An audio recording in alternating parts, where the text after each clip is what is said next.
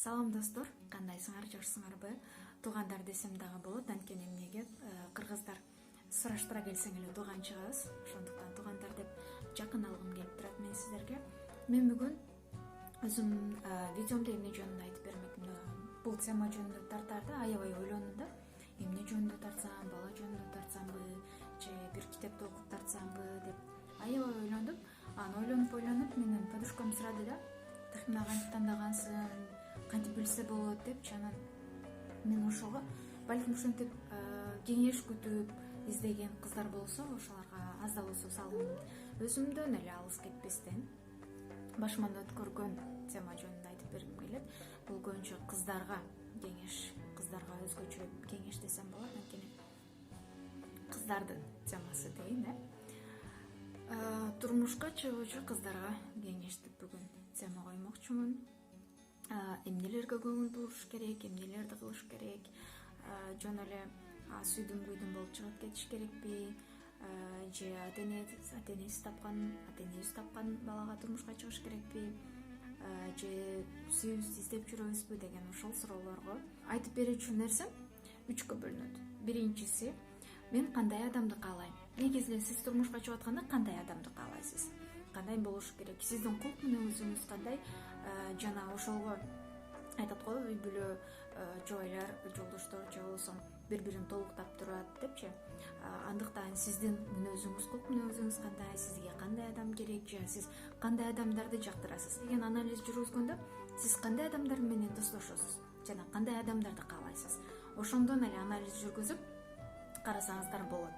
Кандай адамды каалайм? Мен балдарымдын кандай, келечекте балдарым мисалы ичпеген, чекпеген адамды каалайт элем да, анткени балдарым да ичип жегишин каалабайм. Анткени Кудай берген ден соолук бизге аманат го. Аманатка кыянат кылуусун каалабайт элем да. Ошол нерсеге аябай маани бөлөт элем.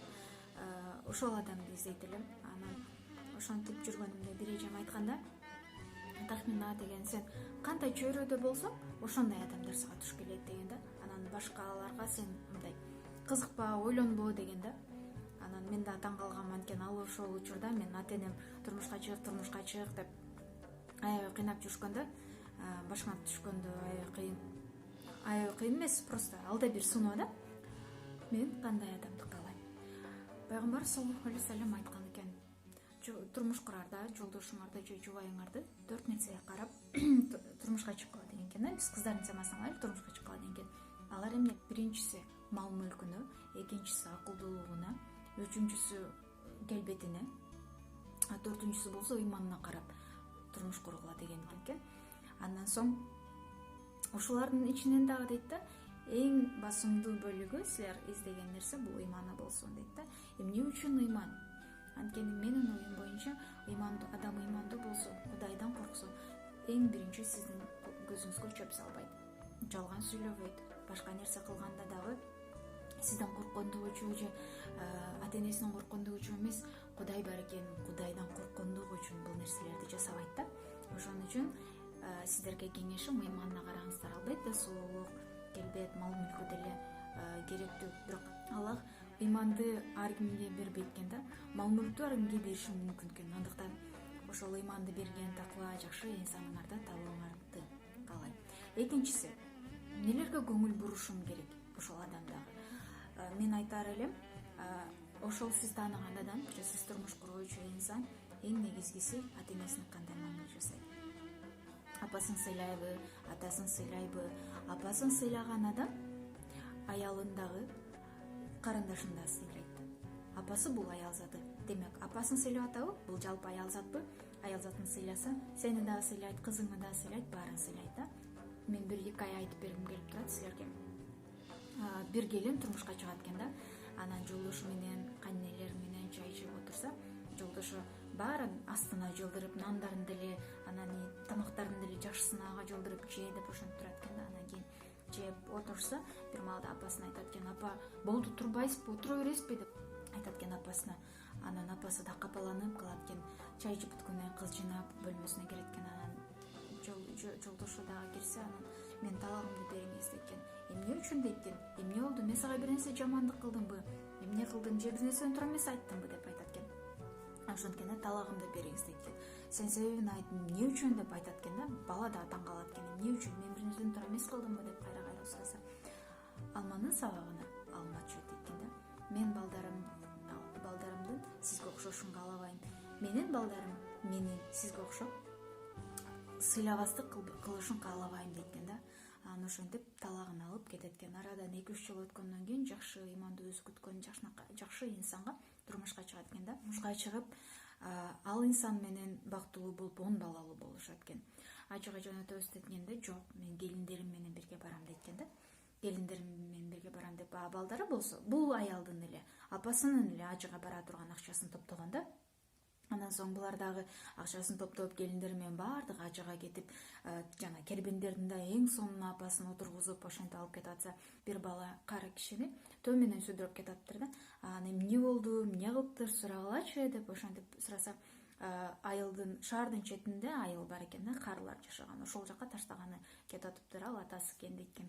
Анан байкап караса, тааныш берчүс. Барып айтат экен, сиз мени тааныдыңызбы десе, тиги киши карап, аябай суусаган болот экен да, суу деп анын суу берип, мени таандыңызбы деп кайра кайталап сурайт экен. Сураса, анан кийин жок дейт экен, мен ошол сиздин биринчи жубайыңыз болчумун деп айтат экен да. Алма айтпадым беле, алманын сабагына алма түшөт деп айтат. Үчүнчү, бул мен эмнелерди кылышым керек. Мисалы, туугандар айтат да, сен турмушка чык, уже жашың келип калды деп, же ата-энебиз айтат да. Бул нерселер кечке турмушка чык дей берген сөз адамга бир аз стресс жашатышы мүмкүн да.